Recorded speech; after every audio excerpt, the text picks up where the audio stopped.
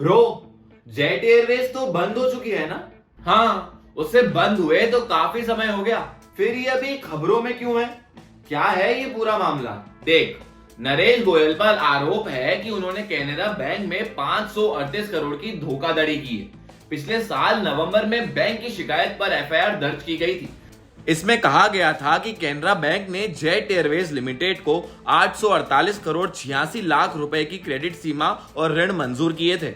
इनमें से 538 करोड़ 62 लाख रुपए बकाया है। इस शिकायत के बाद सीबीआई ने मई 2023 में नरेश गोयल, उनकी पत्नी अनीता सहित अन्य के खिलाफ फ्रॉड का केस दर्ज किया था। 5 मई को गोयल के मुंबई स्थित ऑफिस समेत 7 ठिकानों पर तलाशी ली गई थी। उनके सहयोगियों के घर भी छापे पड़े थे। इसके बाद में 19 जुलाई को ईडी ने भी मनी लॉन्ड्रिंग का केस दर्ज कर लिया। फिर ईडी ने गोयल और उनके साथियों के ठिकानों पर छापेमारी की थी। आखिर में 1 सितंबर 2023 को 74 वर्षीय नरेश गोयल को ईडी ने गिरफ्तार कर लिया था। अभी वो आर्थर रोड जेल में बंद है। कैनरा बैंक की तरफ से आरोप क्या था? कैनरा बैंक ने आरोप लगाया कि एयरलाइन के लिए दिए गए ऋण को कथित तौर पर गोयल ने व्यक्तिगत खर्चों और अपनी निजी देनदारियों को चुकाने के लिए इस्तेमाल किया था। छापेमारी में क्या कुछ निकल कर आया? संघीय एजेंसी ने एक बयान में कहा कि लंदन, दुबई और भारत के विभिन्न शहरों में स्थित ये कंपनियां जेट एयरवेज प्राइवेट लिमिटेड और जेट एंटरप्राइजेस प्राइवेट लिमिटेड जैसी विभिन्न कंपनियों गोयल, उनकी पत्नी अनीता और बेटे निवान के नाम पर हैं। एजेंसी ने मुंबई में विशेष धन संशोधन निवारण अधिनियम अदालत के समक्ष उनके खिलाफ आरोप पत्र दाखिल किया था। इससे पहले रिमांड पर सुनवाई के दौरान जांच एजेंसी ने कहा था कि जेट एयरवेज के संस्थापक ने विदेश में विभिन्न ट्रस्ट बनाकर भारत से विदेश में धन की हेराफेरी की है। जांच में पता चला कि आरोपी ने विदेश में कई ट्रस्ट बनाए और उन ट्रस्टों के माध्यम से उसने विभिन्न अचल संपत्तियां खरीदी। इसमें कहा गया था कि इन ट्रस्टों के लिए इस्तेमाल किया गया धन कुछ और नहीं बल्कि अपराध से अर्जित धन है, जिसे भारत से विदेश भेजा गया है।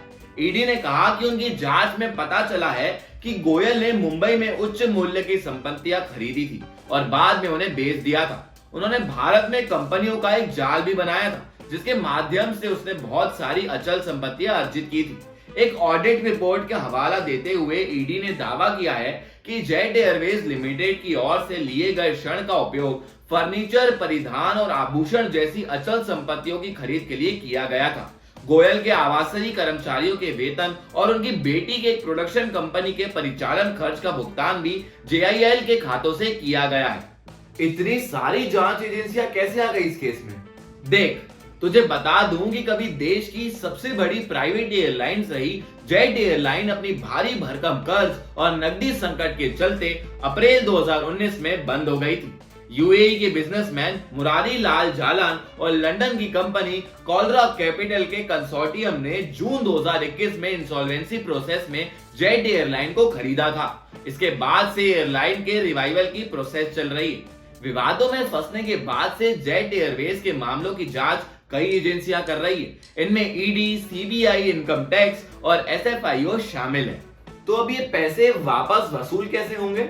जेट एयरवेज की संपत्ति को कुर्क करके देख, ईडी ने एक बयान में कहा कि उसने जेट एयरवेज लिमिटेड के खिलाफ मनी लॉन्ड्रिंग जांच में मनी लॉन्ड्रिंग रोकथाम अधिनियम 2002 के प्रावधानों के तहत 538.05 करोड़ रुपए की संपत्तियां कुर्क की है, जिससे बैंक से किए गए धोखाधड़ी की कीमत बैंक को वापस मिलेगी। ईडी ने बताया कि कुर्क की गई संपत्तियों में Jet Air Private Limited, Jet Enterprises Private Limited, Jet Airways India Limited, JIL के संस्थापक अध्यक्ष नरेश गोयल, उनकी पत्नी अनीता गोयल, बेटा निवान गोयल, लंदन, दुबई और भारत के विभिन्न राज्यों में स्थित विभिन्न कंपनियों और व्यक्तियों के नाम पर 17 आवासीय फ्लैट और बंगले और वाणिज्यिक परिसर शामिल हैं। ईडी की जांच से पता चला कि जेआईएल ने एसबीआई और पीएनबी के नेतृत्व वाले बैंकों के संघ से ऋण निकाला है।